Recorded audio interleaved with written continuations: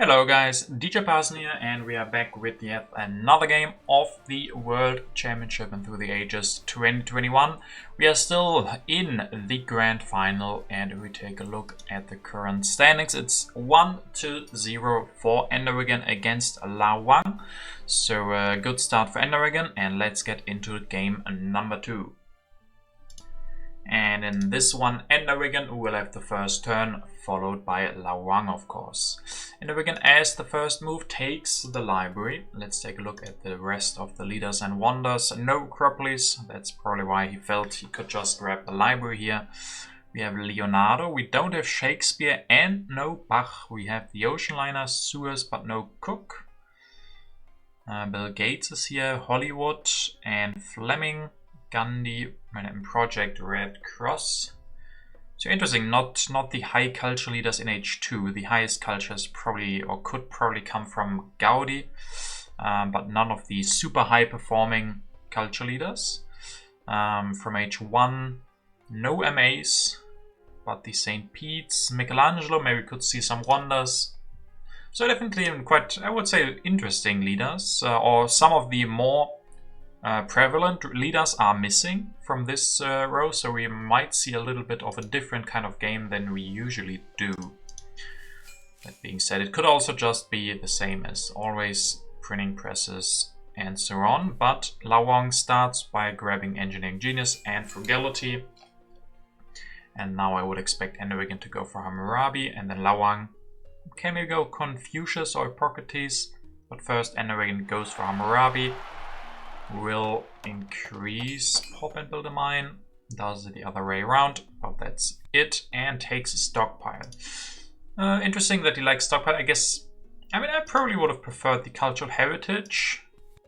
Both of these cards aren't the greatest. I would have even been okay with Frugality, but he, with Hammurabi, of course, has extra civil actions, so the stockpile isn't bad. Now LaoHuang will go for Hippocrates, we'll elect him. Does he still go for... yeah, he does go for Stonehenge. So these Chinese players, they like Stonehenge more than I would say me personally, and a lot of other players often wouldn't take the Stonehenge at all, but LaoHuang likes it alright. And he also builds a mine and doesn't have a free worker, so let's see if EnderWiggin will push. No, he can't, or he doesn't want to. He will build an extra lab, use the stockpile, and grabs the drama. Okay. The drama, does it have synergies? Not really in H1. A little bit in H2 and a little bit in H3 maybe. It's not the ideal game for drama, so maybe I would have preferred the irrigation here. It's interesting that even in a game without the best leaders for dramas, EnderWiggin still wants it for 2 civil actions. LaoHuang now starts building on the Stonehenge, can almost finish it, can increase pop, and that's it. So he wants to get this out of the way, isn't too happy with the first card row, doesn't want any of these cards, so he just spends his civil action on the Stonehenge, which is also important. With the 4 steps, you have to start that sooner rather than later. EnderWiggin now will push. We get the first development, the one of politics. EnderWiggin grabs an urban growth, grabs the irrigation, so he still gets that one. Not bad. Will develop the irrigation upgrade 1 and maybe even second one. No, he wants Nostradamus. Okay. I could have also seen a good game for Isabella, perhaps.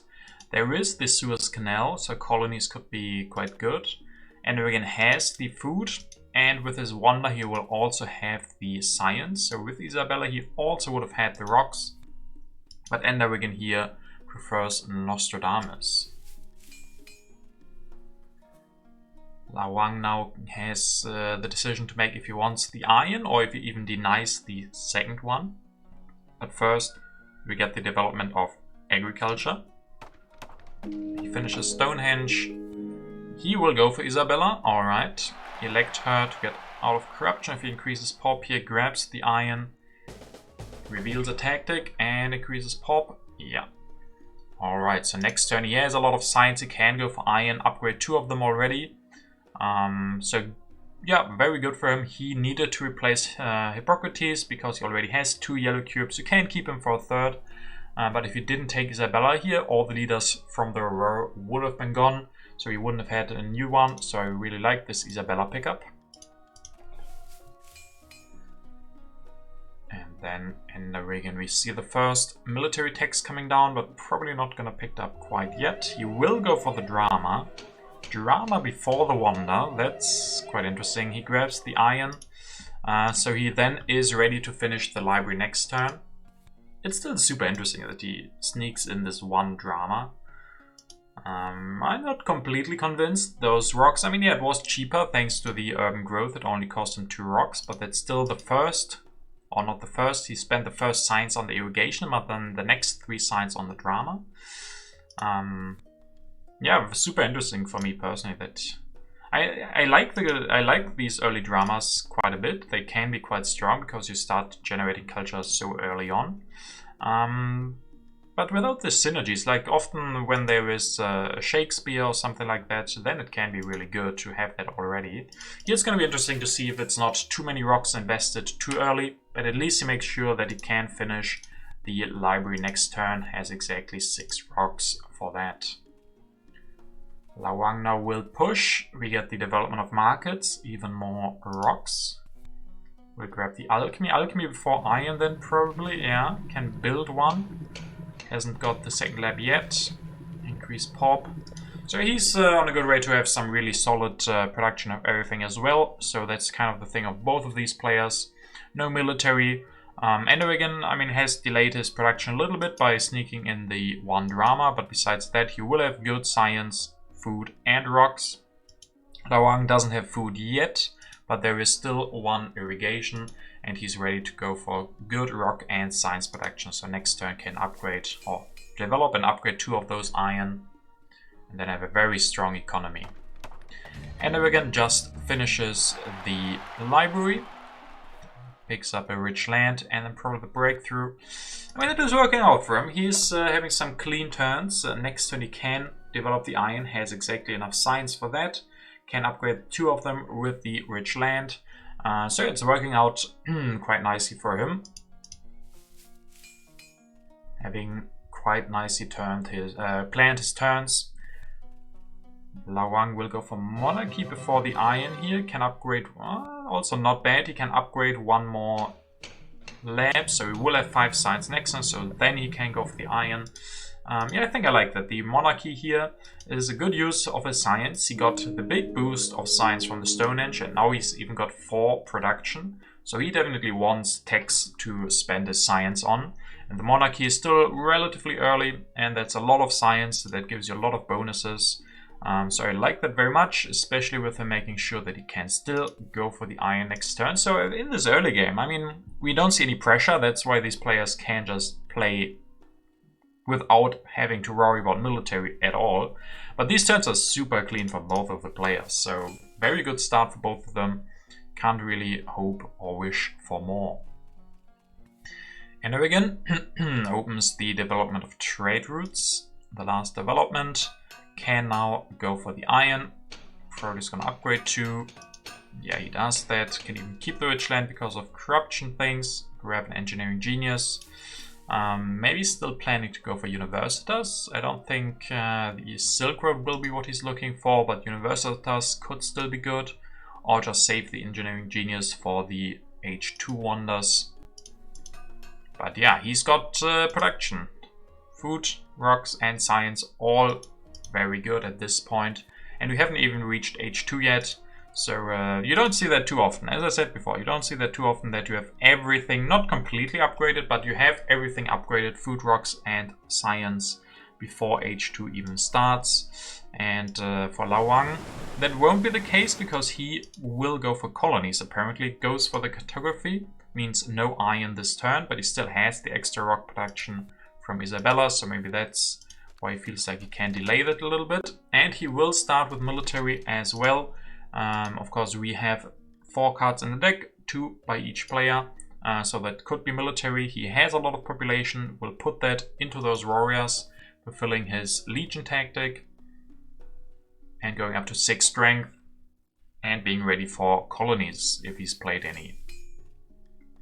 He still has a lot of rocks, so can still go for iron next turn. So we see the first deviation of the just infrastructure plan from LaoHuang, putting a little bit into military as we start into H2. EnderWiggin will still push, and we get the historic that LaoHuang will be able to win, so he gets the happy face that he wanted. So, I mean, historic territory, not the best territory to start things off, but definitely worth the one warrior, I would say here, because he has no happy faces. This frees up population, so that's quite good. EnderWiggin goes for yet another drama, so he wants early culture, upgrades an iron, increases pop, so no universitas for him. We also have a super early ocean liner. First card from H2 is the ocean liner. EnderWiggin will just let it stay on 3 civil actions, making it very hard for LaoHuang to grab that. Who has no food production, so ocean liner could be very, very good for LaoHuang. The question will be if EnderWiggin can and will deny it if LaoHuang doesn't take it next turn. But for now, EnderWiggin leaves it on 3 civil actions, making it possible, but not that easy for LaoHuang to grab it. We get the immigration, so that happy face that LaoHuang won from the colony actually mattering even more because he gets 1 extra population that he wouldn't have gotten otherwise.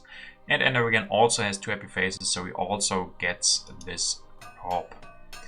LaoHuang will then finally go for this iron, has delayed it a little bit, but that's no big problem. Grabs the Code of Laws. Oceanliner will stay on 2 civil actions, so now EnderWiggin have to decide what he wants to do with that. First we get another colony. This one LaoHuang is able to win again for just a warrior and a card. And we see the Suez Canal. Suez Canal might even be better for LaoHuang now than the ocean liner. He has a lot of population, especially with this inhabited territory now. So that Suez Canal would be a lot of rocks. If he has a colony in hand, I would expect him to go for the Suez, but we will see. EnderWiggin now goes for Theocracy. Okay. And then one more drama. Yeah. Okay, I like this style. 3 dramas this early on. 8 culture production already. He's just missing civil actions, going for a late Theocracy. Sure, it's still fine. It allows him to go for the extra drama. The big question will just be how does he get more civil actions? Maybe he gets the justice system, but his science isn't upgraded. It's going to be hard for him to grab wonders with only having 4 civil actions. And now he's kind of stuck with these 3 dramas. He can't go for more. Ideally, maybe he finds a selective scientific method or the journalism. He has population, so he could build journalisms to generate more science. So I think that would be the next thing that he has to look out for, upgrading his science production. LaoHuang will open yet another territory, and this one this one LaoHuang is also able to win just again for 1 warrior, so very clean for him. This cartography gave him a lot of colonies for just the 1 warrior. He has gotten all 3 now. And this has to be the Suez Canal. Or maybe just leave it. No, he wants it now. He grabs it. Develops the Code of Laws. I'm liking his position more and more. His investment into warriors, his investment into the cartography have really paid off with all of these colonies. 2 of them very, very good. Developed and inhabited. Historics also fine. And now on top of that, the early Suez Canal, which will generate him so much rocks and give him another free colony. The biggest question will be if he has a colony in hand, but with him rebuilding the entire army that he has, he's not going to draw any cards, so we could speculate that he probably has a colony in hand already and doesn't need to fish for any new ones. He also picks up cavalrymen, making military a little bit more threatening. EnderWiggin now opens new deposits, a lot of rocks. EnderWiggin could go for the statue, but no, goes for cannons. I mean, they could follow this up with military, definitely. The Theocracy doesn't have too many civil actions, but it is good for military purposes with the happy face and the 1 strength and the 3 MAs. Yeah, looks like he will make use of that with his military builds. 1 builds yet another cannon. Grabs the breakthrough, and with going for just 2 cannons, if he has drawn the fortifications already, that is a very, very strong sign for him. So he could, the goal for him could be just make this military heavy game while generating 8 culture each turn, which is something that his opponent is not doing. So he's getting ahead in culture by quite a lot with these early dramas. So now if everyone or if both of the players have to invest everything into military, he will be generating culture on the side, and then maybe be enough for him in the late game and LaoHuang can't overtake him. LaoHuang really not finished the sewers. Ooh, that is the first bad sign for LaoHuang in quite some time. He's gotten all the colonies, he's gotten the sewers, but he can't or doesn't want to finish it this turn. Probably meaning he has no colonization card in hand. Because if else, he probably would have gone for it. If he had one, just finish the Suez Canal this turn, that would mean 4 extra rock production. And he has to spend his military actions yet again to upgrade. So, yeah, not ideal. He starts building on this. But I can't imagine that he has a colonization card. And he's, again, not going to be drawing any. So I'm worrying a little bit for him and his Suez Canal. He still has time. But, yeah, would have been better if he just got a colony then and there. Crusades, okay, this changes the difference in culture a little bit. 4 culture switches hands. EnderWiggin goes for Maria Theresa. Okay, even another sign that he wants to make this military heavy. She will provide him extra rocks for building military. He has a lot of food, so he will also get extra science. So he can increase pop once. Builds yet another irrigation, so going even more into that synergy with Maria Theresa. Picks up a cavalryman, so he would be ready for H3 tactics, would be ready for the mechanized army. He's still limited on civil action, but he's doing fine. He's doing fine, and next turn he will get those extra rocks for building military. And LaoHuang will finish the sewers, and he did have a colony, alright. So he gets the developed territory too. This makes me, I mean, happy for him, and it makes me wonder why he didn't just finish it last turn. Apparently he really wanted to be stronger, but delaying the sewers, which is 4 rocks a turn, I mean, okay, I can see it. He just delayed it by 1 turn and became stronger. But he only got the Crusades off of it. I mean, might matter. Not bad, so at least he got the colony now. 11 rock production. What he needs now is, yeah, culture buildings to spend his rocks on. This opera being the first one that he picks up. Probably would have been even better to get the journalism, so both players might be looking for that. Maybe even go for Gaudi and opera and journalism, stuff like that. Has a lot of science, so he has some culture to pick up and to get to a position where he can reach up to EnderWiggin's production first of all, because EnderWiggin at the moment is still getting further and further ahead. But EnderWiggin is also kind of limited. As we said before, he can't build more dramas. But now if EnderWiggin just uses the extra rocks from Maria to build more military, LaoHuang won't find the space and the time to go for his culture production. So let's see if his plan will work out. He can increase population here, build a cannon, grab the strategy, and he will actually have corruption. No, destroys a warrior to build yet another cannon. 30 strength, making him stronger, giving him the strategy. So yeah, his game plan is clear. He just wants to keep these dramas and put all his population into military, grab the strategy to really pressure his opponent and make him afraid and make him want to put everything into military as well. LaoHuang will develop the cannon and the cavalryman. Goes for Catherine. Okay, he's all about that military race. He's fine to do it. Can increase population, build a cannon, build a cavalryman. Does he have the Napoleonic army? Yes, he will show his army. It is the Napoleonic army, and with this military he is also ready to just go for the modern army, so that would be quite an improvement as well. So yeah, not bad for him, not a bad military setup. He has a lot of rocks, has food, population, yellow bank. He is falling still further behind in culture, but he's got just a big boost of strength all of a sudden, 23. The thing is, if EnderWiggin has the fortifications, he can just reveal that and be on top again. But no, he will develop the cavalryman. So maybe he has mobile artillery. Will build a cavalryman. Develop strategy. Does he have a tactic? He's not showing a tactic yet. No, no tactic for him. So either he has none or he doesn't want to be stronger.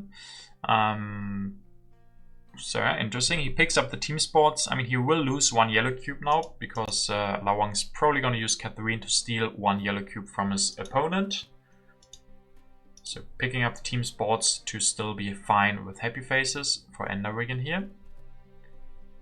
LaoHuang goes for war over territory. Alright, this just became spicy. He can increase population and build yet another cannon and cavalryman, fulfilling his tactic, going up to 36 strength. So EnderWiggin's plan was to make this military heavy, and LaoHuang said, fine, I will be ready for military. I will even be so bold to declare the first war and not leave that to EnderWiggin. So 36 strength here, picks up another patriotism. What else does he do? Selective breeding and rich land. So next turn he can still go for the selective breeding. Will have a lot of population. So he could be looking at such a scary endgame military if he puts some investment into selective breeding, where he definitely has enough rocks. You will have so much population, and with that yellow bank especially, that yellow bank can be a lot of units if he gets the food. So scary stuff from him as we start into H3 with an active war. EnderWiggin will push, reveals the good harvest. That's good for him, 6 food here. That gives him something to do. Can increase pop, develop the team sports, build one, destroy one lab, build a cavalryman. So he does have the... No, he doesn't have a tactic. He is not ready for any tactics from H2, or he doesn't have any from H2, but he's ready for H3. So he really wants to draw this mechanized army that would be 20 strength, but he doesn't have that yet. So LaoHuang, first successful war will give him even a better yellow bank, steals 3 yellow cubes, grabs the patriotism, pops, and pops again. He maybe doesn't even need the selective breeding. Plays patriotism and will build yet another army. So he's going up to 49 strength. He also stole 1 yellow cube with Catherine. So EnderWiggin is down to 0 yellow cubes. Can't even use his food to increase pop. So yeah, he has some big troubles here. He does still have the culture lead, but food that he can't even use to increase pop. No tactic. 49 strength from his opponent, who is also ready for air forces, who is ready for fundamentalism. Even Gandhi wouldn't be safe necessarily if military theory or fundamentalism or communism go to LaoHuang. He would have enough MAs. So yeah. EnderWiggin gets Gandhi at least something. So he does get the Gandhi immediately, destroys a cannon, grabs an urban growth. So maybe he was saved by this Gandhi a little bit, at least for now. LaoHuang will have some problems. Only having 4 MAs, he can't do much with it. Only specific aggressions that he can go for. But he also needs to draw those wars if that's his plan. So this definitely helped EnderWiggin a lot. LaoHuang grabs himself the Manhattan Project. So he's still holding on to the thought of military. Maybe he even has a war drawn already. We'll build 1 stage of the Manhattan Project. And it's all about drawing cards now. Not revealing too many cards to his opponent, because he's definitely searching mostly for the military theory, but even fundamentalism and communism, as I said. So those are the cards that he wants, that he doesn't want his opponent to get, but he gets the first one. EnderWiggin denies the fundamentalism. So 1 of 3 cards go to EnderWiggin. He also built a religion to get, I guess, the last happy face that he needed, get 1 more culture production. So EnderWiggin, I mean, his game plan, I don't know what it's gonna be from here on. Most of the wonders will be gone, fast food chains will be gone, Hollywood gone, and already the Manhattan Project. So last one left is Red Cross, which EnderWiggin can kind of go for. But besides that, he probably has to invest a lot of civil actions in hoping to deny those military tax or those military action tax. And he does have more space, has no population, so maybe he wants to end this game as quickly as possible and hope that he won't be the target of a war. So LaoHuang pushes. Still no military actions for him on the deck. Gets a prosperity. So EnderWiggin gets more food that could potentially help him. He has 16 food now. So if there's going to be the Red Cross, he could go for it and have enough food. This will give him some big corruption because he can't spend any of the food besides on that specific wonder. So yeah. LaoHuang, on the other hand, still has population. Goes for democracy. Okay, okay. Grabs revolutionary idea. Increases pop. I mean, he's probably too late now. A couple of turns ago, before he went into the extra cannon and cavalryman, maybe he could have still tried to go for operas then. But then EnderWiggin didn't have Gandhi at that point yet, I think. But maybe that would have been smart. Like, LaoHuang must have known that he probably had good chances if he did get those extra MAs. But as a backup plan, maybe going for operas a couple of turns ago would have been the move. Even this turn might have been not too late. The problem is he also picked up the Manhattan project. I don't agree with that necessarily. He has enough population to just invest his military or invest his rocks into real military with population. But this Manhattan project kind of makes it so he can't go for other wonders, of course, so he wasn't able to pick up fast food chains in Hollywood. But if he responded to Gandhi, or even a little bit before that, prepared and gone for operas instead, like 2 or 3 operas, he would have the same culture production at least. He isn't that far behind. I mean, now he is more, but yeah, maybe with Fleming, with Chaplin and a good Hollywood or something, he could have found a way to win by just going for culture. And he always leave the option for military. I mean, this 49 to 21, he doesn't need more military. As I say that, he goes for more military. So yeah, he's just still relying on that 1 or 2 cards, military theory and communism, to get one of those. And I mean, it's still a good plan, probably. If he gets one of those, it's probably gonna be a win. But what if he doesn't? What if he gets unfortunate and all of those 3 cards come out during EnderWiggin's turn? Okay, who just goes for a revolution on the fundamentalism. 6 corruption, can't spend any, has to destroy yet another cannon to not have an uprising. Goes for the fundamentalism. I guess mainly to be able to build extra dramas or something like that. I mean, we'll see what his plan is with that. LaoHuang now gets the communism, has revolutionary ideas, so he can develop that. And that's some waste science that he just went for democracy. You know what I see. Some problems here in his last couple of turns. Investing 17 science into the democracy when it was pretty clear that he wasn't going culture. Like, if you go democracy, then you also have to go operas. You can build up to 4 of them. Maybe, if, as I said, if it had been possible, go for Hollywood. But now it kind of felt like he didn't know what to do. Why not go for democracy? But now that 17 science has been wasted and he doesn't have enough for air forces in a couple of turns, or next turn. But at least he has MAs, enough to declare war. So he's just going to prepare everything into military now. Cannon, cavalryman, another rifleman, 68. And I mean, the smart move is here, he can declare the war and finish the Manhattan project. So maybe it will come in clutch in the end that he doesn't need to spend military actions on the Manhattan project, so that he still gets extra strength. So maybe it will be important that he did go for that. Now EnderWiggin does get himself that International Red Cross, can start building on it. LaoHuang has no food, he could go for reserves to steal one. That is pretty smart, yeah, for EnderWiggin. Let's see what else he does. Picks up military buildup. Builds 1 stage. Build a religion. Why did he build a religion and not the drama? Does he need those rocks? Did he do some math? He probably did some math. But he could have built the drama as well, because he now has the fundamentalism. But maybe he needed all the rocks to defend next turn somehow. I mean, 14 rocks, he gets 8 extra, 22. Doesn't seem like he needed those that one extra rock, so maybe a mistake not building the drama, building the religion instead. So LaoHuang will get his war.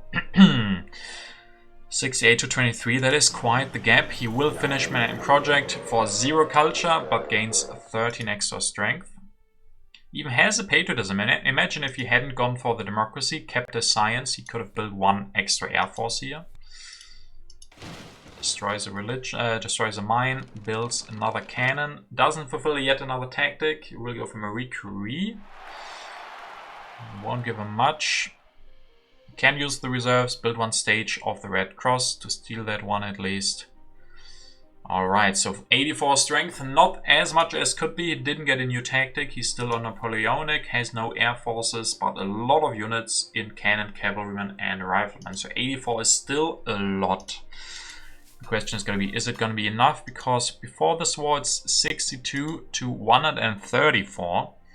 And EnderWiggin still gets all the stages of the Red Cross. If he doesn't defend, I mean, we will see how he can defend. We start into age 4. Yet again with the active war. EnderWiggin gets the Foray H1 card being opened in age 4. You don't see that too often. But yeah, we haven't seen much action in the politics part of this game quite recently. So how does EnderWiggin respond? Destroys a mine, finishes the Red Cross. Can he build a cannon? Build yet another cannon. Maybe he's gotten the mechanized army, that would really help him. Aurora. Okay, at least he's got that. This really helps him, the mechanized army, meaning 20 extra strength. So he's at least up to 50. That's not too bad, really. That's not bad at all. So he will lose a lot of culture here, of course, but he has a lot of culture as well. So he will lose 39 and still has a 30 culture lead. So LaoHuang can't go for an aggression. Owns the arms industry, but what can he really do with that? He has no science. Has a lot of rocks, can build religions. Yeah, he can destroy stuff. Build religions, all of them. 4 religions. All of a sudden, after the war, becoming quite religious. Build a farm for the input of agriculture, probably in a lab as well. Input of balance and input of variety. Cognitive theory grabbed. And might get close here, but I don't think LaoHuang will have enough. Input of variety, 16 to 14 for EnderWiggin. Progress, 10 to 10. And the last impact is gonna be Wonder, 7 to 10. So EnderWiggin able to win the second game as well. Congrats to him. Quite close here. But this one war that LaoHuang was able to pull off, not enough. I have to say, pretty lucky by EnderWiggin. I would say this describes this game quite well. I mean, he didn't have a bad start, but after H2 he was in big problems. And he got quite lucky with the early Gandhi, and that the first military tech or military actions, the fundamentalism, were picked up by him, and LaoHuang got a relatively late communism, and the military theory was also super late. If those things would have gone different, if Gandhi would have been later, if those military actions had come to LaoHuang earlier, he could have gone for more than one war, could have wouldn't have had to waste his science on the democracy, would have gotten an air force instead. Could have prepared an even deadlier army. EnderWiggin also, in the end, even getting the mechanized army. I mean, that's not too lucky, but it is one of those parts. If he hadn't gotten that, he would have had 20 strength less. So that would have been enough for LaoHuang if he'd stolen 20 more. So definitely still well played by EnderWiggin in the end, navigating all of that, especially the Red Cross. Going for this fundamentalism revolution definitely was the right move. That was really well done. I didn't fully understand when he did it, how much he wanted to do with it, but it definitely was the right call. He got that 6 extra strength, which was quite important. And it enabled him to go for the Red Cross because he needed those civil actions to do so. So that was a great move by him. Luck is always a little bit involved. He got some good luck in H3 here. In H3 here, definitely with the early Gandhi. LaoHuang, really solid game from him with the colony play with Isabella. That was his plan from the start, and it worked out perfectly. He got all of those colonies, even got a good colony for his Suez Canal, and got the early Suez Canal too.